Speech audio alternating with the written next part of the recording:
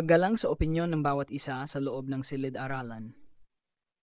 Biyernes, Nobyembre 8, 2024. Isang tila karaniwang araw para sa Grade 5 Tipulo sa Kaila Elementary School.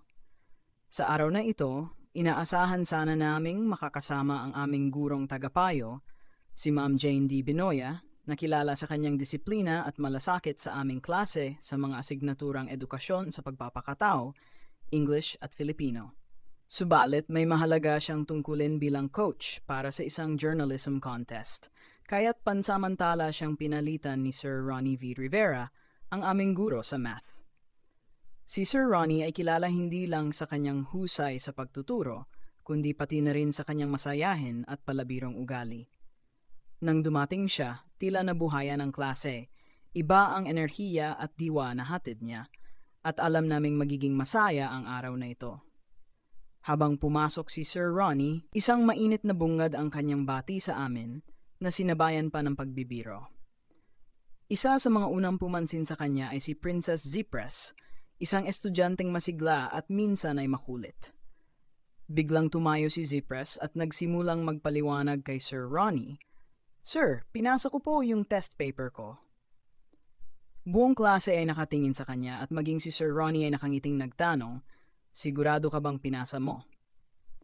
Napatawa ang ilan sa amin dahil sa pagiging kumpiyansa ni Zipres, ngunit walang makitang test paper si Sir Ronnie.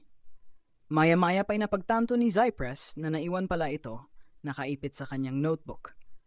Nagkatinginan kami at biglang nagtawanan. Sa kabila ng kanyang pagkakamali, si Zipres ay ngumiti na lamang.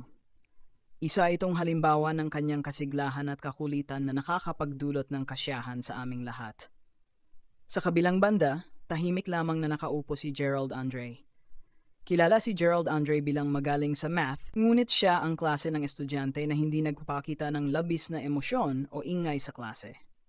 Palaging handa si Gerald Andre, at karaniwan ay hindi na kailangang tanungin pa para makasagot sa klase.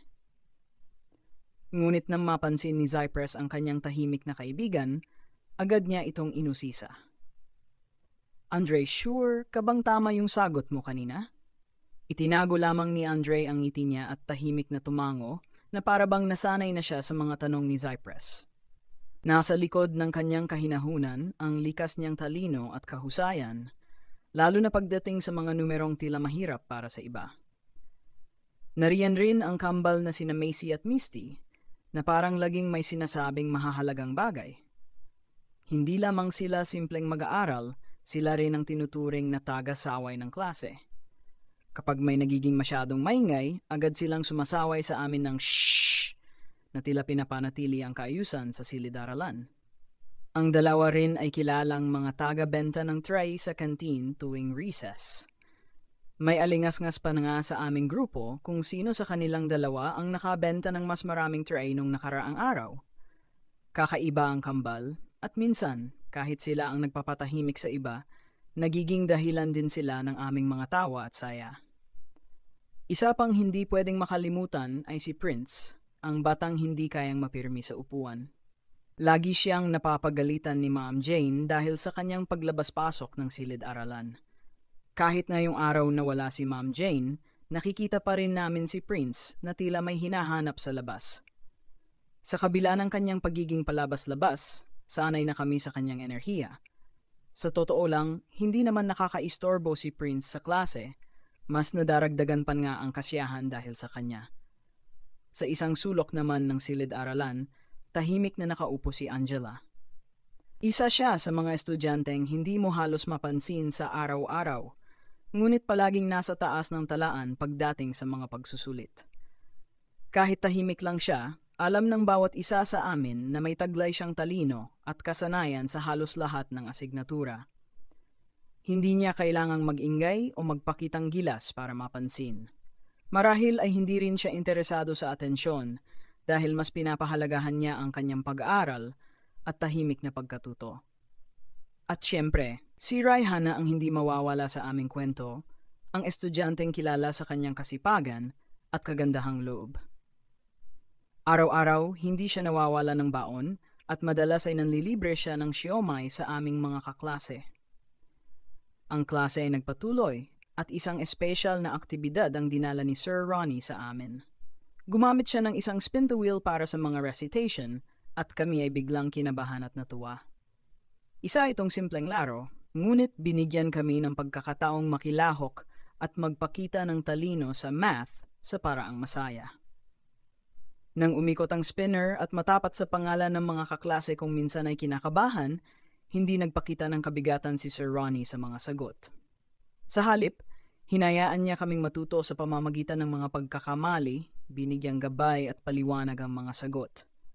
Kapag mali, hindi siya nagpapakita ng pagkadismaya, kundi ipinapakita niya na okay lang magkamali. Ipinakita niya sa amin na ang pagkakamali ay isa lamang hakbang patungo sa pagkatuto at dito namin natutunan ang kahalagahan ng paggalang sa sarili at sa iba.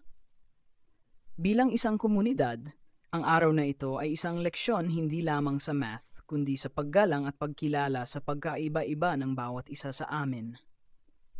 Si Andre na may talento sa math, si Zeepers na masayahin at minsang nakakalimot, sina Macy at Misty na may malasakit sa klase, si Prince na mahilig maglakad-lakad, si Angela na tahimik ngunit may katalinuhan, at si Raihana na laging handang tumulong.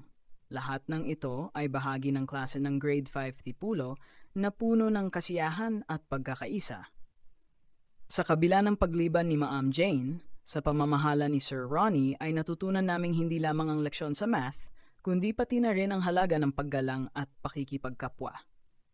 Ipinakita ni Sir Ronnie sa amin na ang edukasyon ay hindi lamang tungkol sa paggamit ng tamang sagot, kundi sa pagpapahalaga sa opinyon at damdamin ng bawat isa. Sa kanyang mga biro at sa kanyang mga kwento, nadama namin na ang silid-aralan ay isang lugar kung saan ang bawat estudyante ay may mahalagang papel, isang lugar na puno ng saya, pagkakaibigan at respeto. Ang araw na ito ay naging makabuluhan dahil natutunan naming mahalin at pahalagahan ang bawat isa sa kabila ng aming pagkakaiba. Sa bawat tawanan, pagkakamali at tagumpay, natutunan naming hindi lamang ang konsepto ng paggalang kundi kung paano ito isabuhay. Sa bawat bahagi ng aming pag-aaral, naging mas malapit kami sa isa't isa at sa tulong ng aming guro, natutunan naming ang respeto ay hindi lamang isang aral sa aklat kundi isang mahalagang bahagi ng aming buhay sa loob at labas ng silid-aralan.